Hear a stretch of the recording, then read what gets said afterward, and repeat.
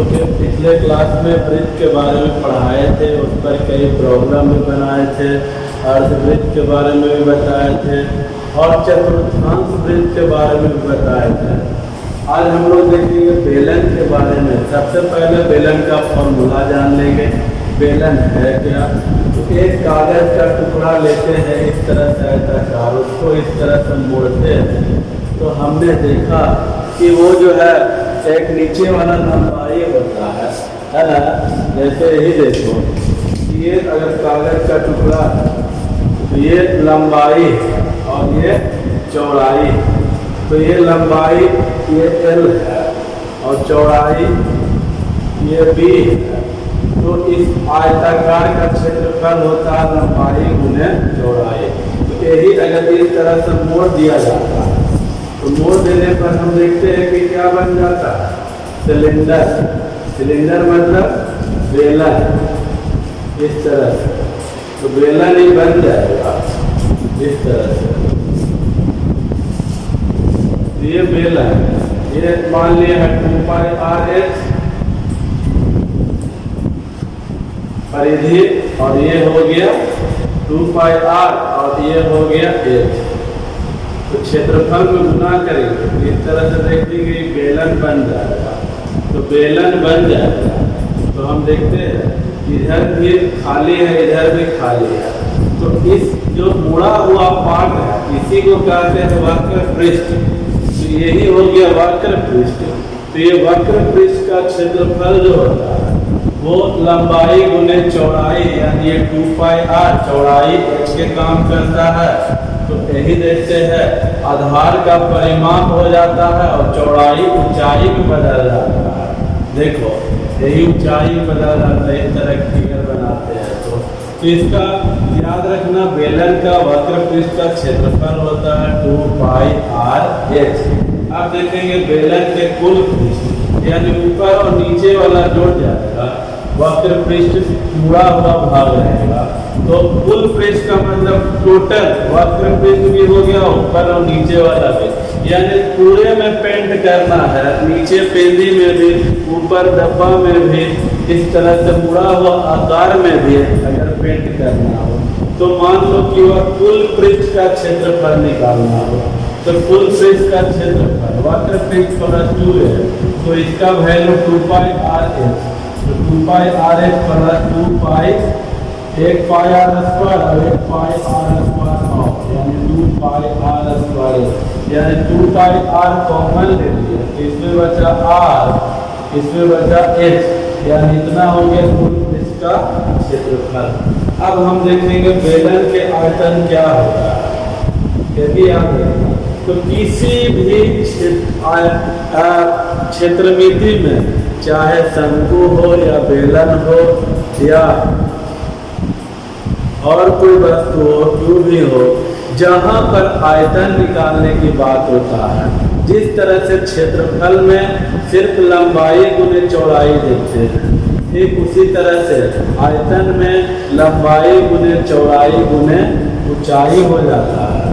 तो लंबाई गुने चौड़ाई गुने ऊंचाई को हम ही लंबाई गुने चौड़ाई को क्षेत्रफल भी से बोल सकते हैं और क्षेत्रफल को ऊंचाई, यानी जहाँ पर भी आयतन निकालना हो, यदि क्षेत्रफल में ऊंचाई से मल्टीप्लाई कर देंगे तो जब भी निकलेगा तो क्या निकलेगा?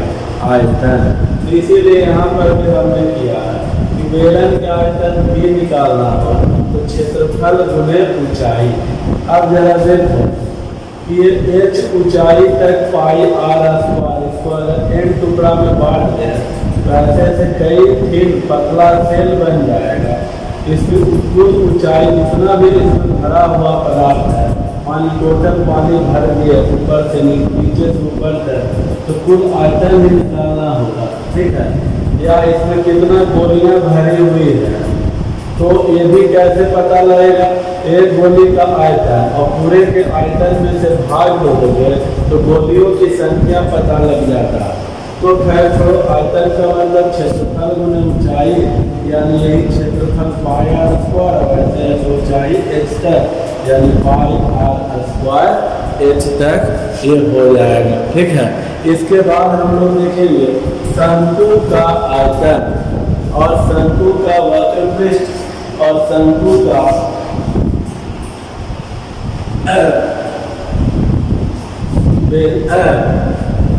कुल पृष्ठ का क्षेत्रफल कितना जान जाएंगे तो आसानी से सवाल करेंगे।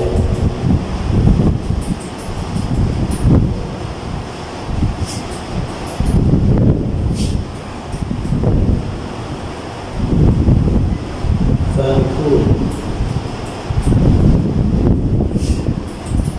इस तरह से शंकु है, जिसको कोण भी बोलते हैं। ये इसका रेडियस, इसको पीरियड ऊंचाई बोलते हैं, जिसको स्लैंट हाइट भी बोला जाता है।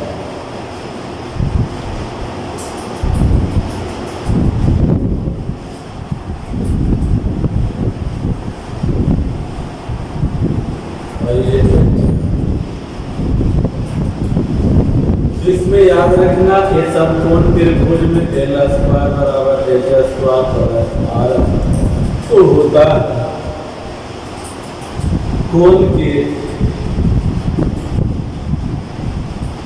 वक्र पृष्ठ निकालेगा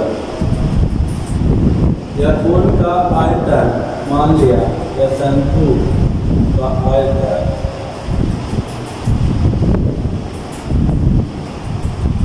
तो 1/3 गुने हो जाता है आधार का क्षेत्रफल गुने ऊंचाई। आधार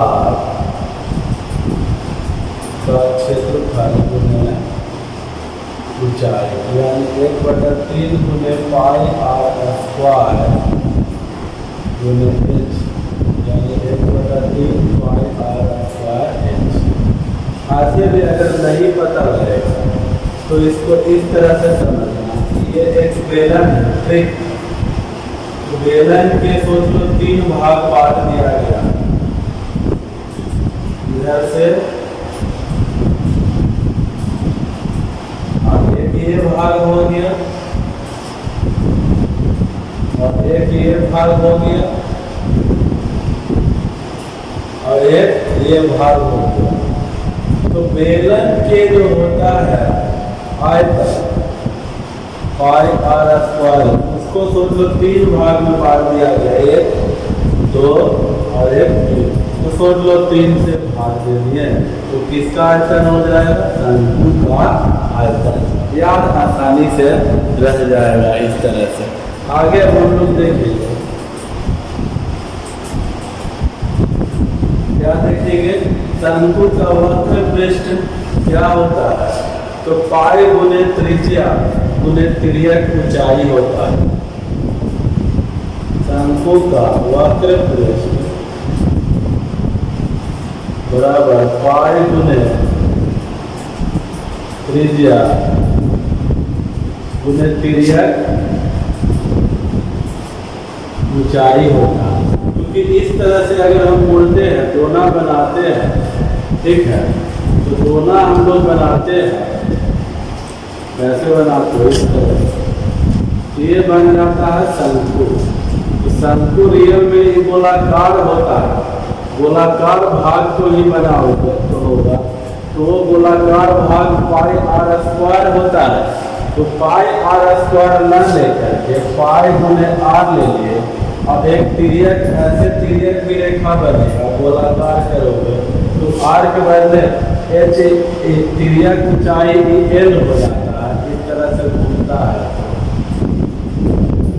इस तरह से एल ही लेंगे यहाँ पर, तो इसको याद रखेंगे। शंकु का वक्र पृष्ठ पाई आर एल होता है और शंकु का कुल पृष्ठ यानी तो नीचे वाला भी एक रो दिया जाता है। ये ऊपर वाला माना टेंट लगा हुआ है तो टेंट का क्षेत्रफल निकालना रहेगा, तो मतलब क्या समझेंगे, वक्र पृष्ठ का क्षेत्रफल। ठीक है, तो शंकु का